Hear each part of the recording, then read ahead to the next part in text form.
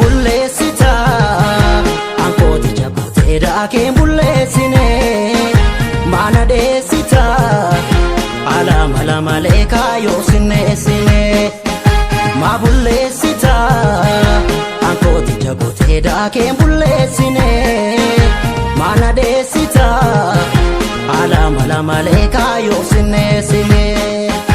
sayida malee miti dubbiin akkati yaadde nanni bindame humna kan kee norma gargaarte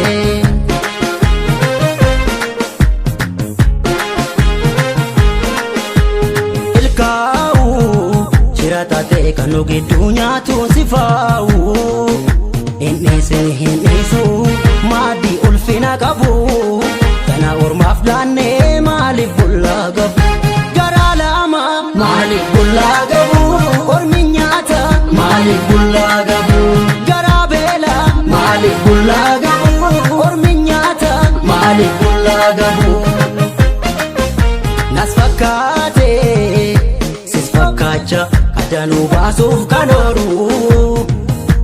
itti yaade dhufee yeroon bira ga'uun oolu farda kan keenya tapha tolkaachisanii durnoolu beekna wallu wallaalchisanii farda kan keenya tapha tolkaachisanii durnoolu beekna wallu wallaalchisanii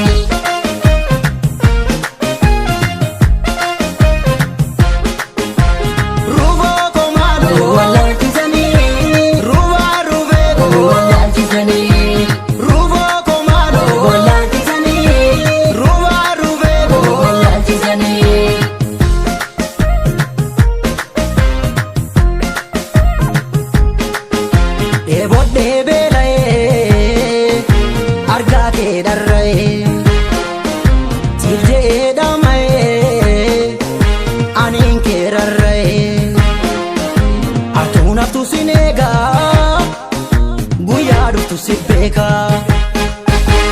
kalloo koo maaloo guyyaa dhuftu si beekaa lalgaa addisee koo guyyaa dhuftu si beekaa kalloo koo maaloo guyyaa dhuftu si beekaa lalgaa addisee koo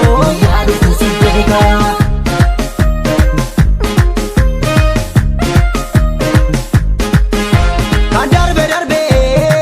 inni dhufaa jiru sedduudha antooftan argee alagaabaaf na of gidduudha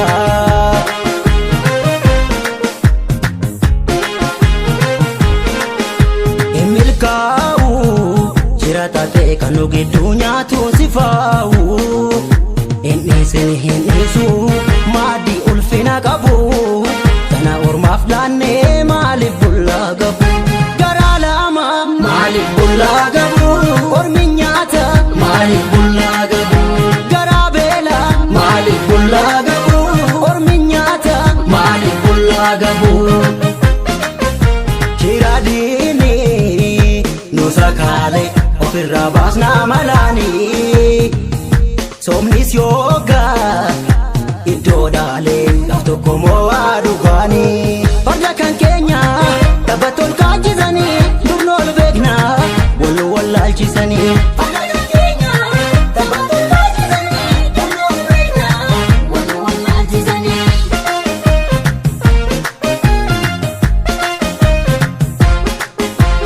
ruuboo koo maaloo